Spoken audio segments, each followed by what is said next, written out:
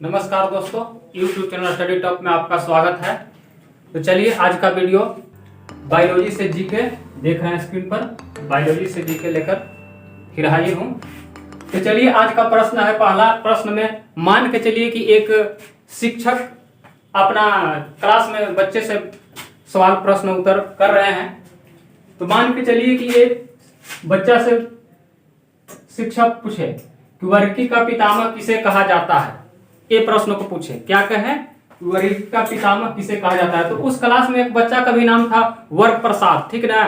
तो एक लड़का चट से उठ के बोल दिया कि सर उनको पिताजी के नाम भी समझ लीजिए कि नाम था लाल बहादुर प्रसाद। उसने चट से उठ के बोल दिया कि इनका पिताजी का नाम लाल बहादुर प्रसाद है सर। कह के अरे ये मैं तू कहां से प्रश्न बोल दिया कि लाल बहादुर प्रसाद है। तो सर जी कहे कि अरे तू ऐसा बात क्यों बोल रहे हो, गलत है, फिर से अध्ययन करो। न कहे कि नहीं सर आप नहीं समझ पा रहे हैं, ठीक हम कह रहे हैं। तो क्या बताया, लाल बहादुर प्रसाद। तो कहा कि ये कैसे होगा, तो बता रहे हैं सर देखिए। तो इसका बताया कि ल से क्या होता है, इसका नाम पर पड़ रहा है पहला अक्षर ल। इसका मतलब वो बताया कि यह लेनियस है। क्या बताया, लीनियस, लीनियस। समझ गए दोस्तों, ये लीनियस, ये पहला प्रश्न का उत्तर बताया उसने। कहा कि सर जी लीनियस है, यानी हम जो आपका कहे उदाहरण तौर पर आपको कहे। कहा ठीक है ठीक है, अच्छा बताए। तो वर्ग का पितामह लीनियस है। तो कार्ल लीनियस एक स्वीडिश वनस्पति शास्त्रीय चिकित्सक और जीव विज्ञानी थे। समझ गए। उनका जन्म 23 मई, याद रखेंगे, 23 मई 1707 में हुआ था तथा मृत्यु उनका 1778 में हुआ था। ठीक है, समझ रहे हैं। चलिए तो अब अगला प्रश्न संख्या 2। उसमें बोले चिकित्सक महोदय, क्या बोले कि दिनांपत्ति के प्रतिपादक कौन है, जानता है जी। तो लड़का लोग सब देख रहे हैं, फिर से रिपीट किया कि काजी नहीं जानता है जी। एक लड़का चट से उठ के बोला कि हाँ हुजूर, हाँ सर मैं जानता हूं। कहा कि हाँ बताओ बताओ कि दिनांपत्ति के प्रतिपादक कौन है। वो लड़का बोला कि मैं इसका थोड़े बता रहा हूं सर, मैं देख आके जानता हूं, मंत्री थोड़े हूं, मैं थोड़ी इसका आंसर जान रहा हूं। कहा कि अरे क्या तुम चमत्कार बात करते हो, सब लड़कर वहां से लेके, अरे क्या तुम मजाक उड़ाता है। तो कहे कि अरे सही सही बताओ करो, अच्छा से पढ़ो, तो ऐसे क्यों बोलते हो।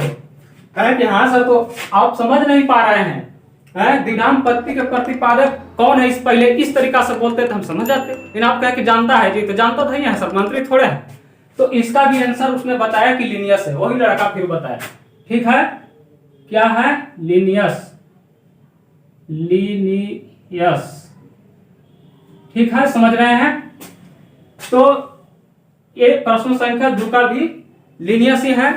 तो कार्ल लीनियस या कार्ल वान के एक स्वीडिश वनस्पति शास्त्रीय चिकित्सक एवं जीव विज्ञानी थे।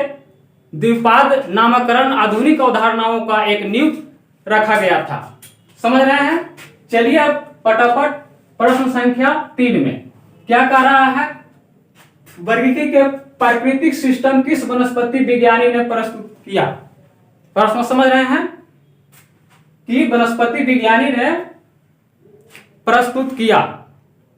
तो इसमें उसने बोला किसका है उत्तर सर, स्वीडिश। क्या बोला कि स्वीडिश है। तो इसका आंसर है स्वीडिश, स्वीडिश। ठीक है, समझ रहे हैं, स्वीडिश। तो कार्ल वान या कार्ल लीनियस के एक स्वीडिश वनस्पति शास्त्रीय चिकित्सक एवं जीव विज्ञानी थे।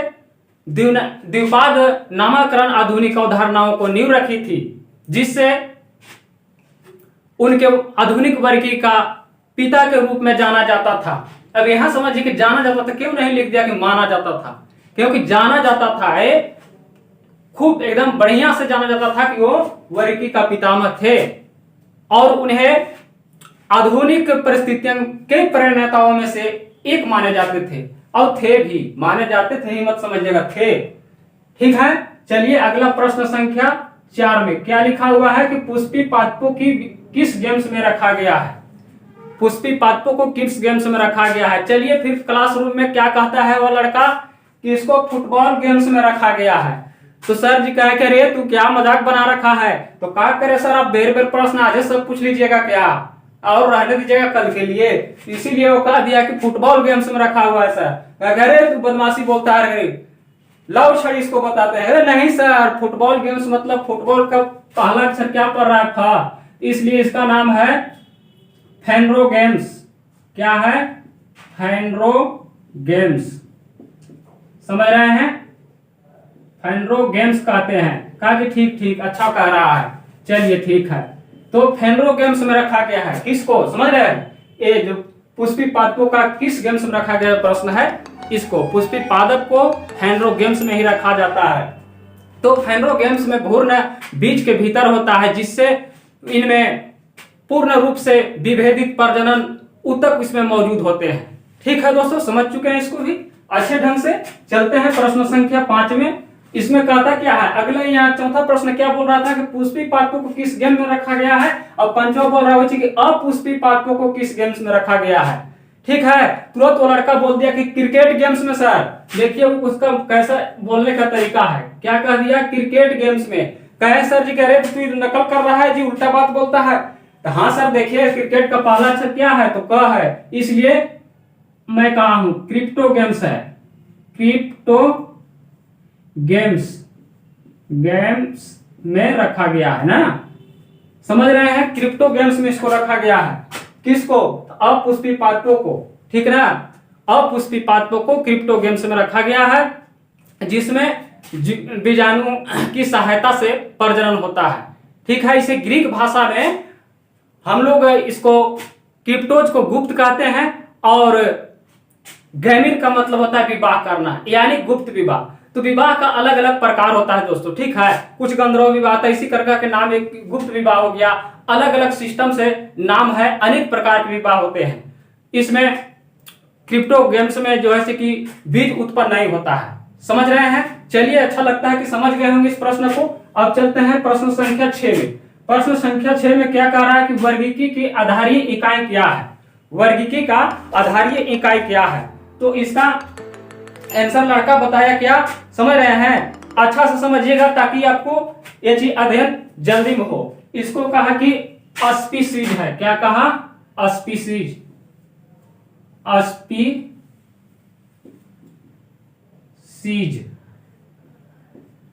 स्पीसीज है। ठीक है दोस्तों, वर्गीकी के आधारीय इकाई क्या है, तो स्पीसीज है। इसको 24 नवंबर 1859 को प्रकाशित चार्ल्स डार्विन ने प्रजातियों की उत्पत्ति पर विज्ञान की एक मौलिक वैज्ञानिक साहित्य का विकास एवं संबंधित से के नींव रखे थे, समझ रहे हैं। इसको छठे संस्करण में 1872 में इसको नाम को छोटा कर दिया गया। क्या कर दिया गया, छोटा कर दिया। कब किया गया, तो इसको 1872 में, ठीक ना, 1872 में इसको नाम को छोटा कर दिया गया था। ठीक है, क्या कर दिया गया था इसका नाम को, कि द ओरिजिन ऑफ स्पीसीज कर दिया गया, द ओरिजिन ऑफ स्पीसीज करके छोटा करके इसको रखा गया। ठीक है दोस्तों, कब किया गया था, तो देखिए यहां दर्शा दिए हैं 1872 में किया गया था। ठीक है, चलते हैं अगला प्रश्न संख्या अब 7 में। चलिए 7 में चलते हैं। हाइड्रोफाइट्स क्या होते हैं, हाइड्रोफाइट्स क्या होते हैं। उसने लड़का बोला कि सर जल्दी जल्दी प्रश्न पूछ करवा देना है, कुछ रहने दीजिए कल के लिए। क्या करे यार, क्या मजाक तू बना कर रखता है, फिर भी तुमने उल्टा बात बोलता है। इसको प्रश्न का उत्तर पूछना है तो आप कहते हैं कि जल्दी जल्दी उड़ा दीजिएगा। अरे पढ़ोगे जल्दी जल्दी तब तो आगे क्लास भागेगा। कहा कि ठीक है सर, तो मैं भी गलत नहीं कहा हूं। जल्दी जल्दी का मतलब जानते हैं क्या कहा, जलीय पौधे। ठीक है, क्या कहा, जलीय पौधे, इसमें है जलीय पौधे। ठीक है, ठीक है दोस्तों, समझ रहे हैं। इसका आंसर है जलीय पौधों। इसका आंसर है तो हाइड्रोफाइट्स क्या होते हैं, तो एक जलीय पौधे होते हैं। ठीक है, तो ये जलीय पौधे होते हैं जो कि जीवन पर्यावरण के जल में ही विकास एवं अपने बढ़ने का उसका उत्साह जल में ही होता है। उसको यदि बाहर निकाल दीजिए, जलीय पौधे को बाहर रख दीजिए, तुरंत मुरझा जाएगा, वो जो ऐसे विकास नहीं कर पाएगा। या बाहर में उसको कतनो पानी दीजिए, अच्छा से उसको पटाइए, अच्छा से कोड़न सोहन कीजिए, लेकिन वो उपज उसका नहीं होगा, वो मर जाएगा। इसलिए उसको हाइड्रोफाइट में रखा गया है, जलीय पौधों को। ठीक है दोस्तों, चलिए प्रश्न संख्या 8 में क्या करा है। दिनामपत्ति का अभिप्राय है पौधों के नामों के 2 शब्द में लिखना, उसे क्या कहते हैं? इसको क्या कहते हैं, समझ गए दोस्तों। तो इसे उस लड़का ने बताया कि सर इसको वंश या जाति कहते हैं। क्या कहते हैं? वंश या जाति। वंश तथा जाति, वंश तथा जाति कहते हैं। देख रहे हैं दोस्तों, समझ रहे हैं? वंश या जाति कहते हैं इसको। तो इसमें आपको द्विनामपत्ति के नामकरण को एक पद्धति है, जिसमें प्रसिद्धि वैज्ञानिक लेनियस ने प्रतिपादित करते हुए बताया कि इसके अंक का 2 नाम रखा गया है। क्या क्या नाम रखा गया है? पहला नाम को रखा गया है वंश। ठीक है, वंश रखा गया है, जिसमें अंग्रेजी में बोलते हैं क्या चीज? जीन्स बोलते हैं। ठीक है ना, जीन्स बोलते हैं अंग्रेजी में से। ठीक है दोस्तों, दूसरा नाम रखा गया, क्या चीज रखा गया उसको? दूसरा में रखा गया जाति। जाति, ठीक है, जाति, जिसको हम अंग्रेजी में स्पीसीज कहते हैं। ठीक है ना, क्या कहते हैं? स्पीसीज, स्पीसीज कहते हैं। ठीक है दोस्तों, तो ये इसका विवरण हो गया। ठीक है दोस्तों, चलिए प्रश्न संख्या 9 में क्या कर रहे हैं कि जिन पौधों पर बीज नहीं बनते किंतु पुष्प नहीं लगते हैं। क्या कर रहा है कि जिन पौधों पर बीज बनते हैं किंतु पुष्प नहीं लगते, क्या कहलाता है? भाई अजब बात है कि बीज बनते हैं पुष्प नहीं लगते, क्या कहलाता है? उसने उत्तर दिया लड़का, कहा ठीक है सर, आज तो आप जान ही रहे सब पूछ ही के रहिएगा, छोड़िएगा नहीं एको प्रश्न है। ठीक है, बता रहे हैं। उसने बताया क्या कि इसका उत्तर है सर अनावृत बीजी। क्या नाम है? क्या उत्तर है? अनावृत बीजी, अनावृत बीजी है। समझ रहे हैं दोस्तों? तो इसका उत्तर उसने बताया अनावृत बीजी।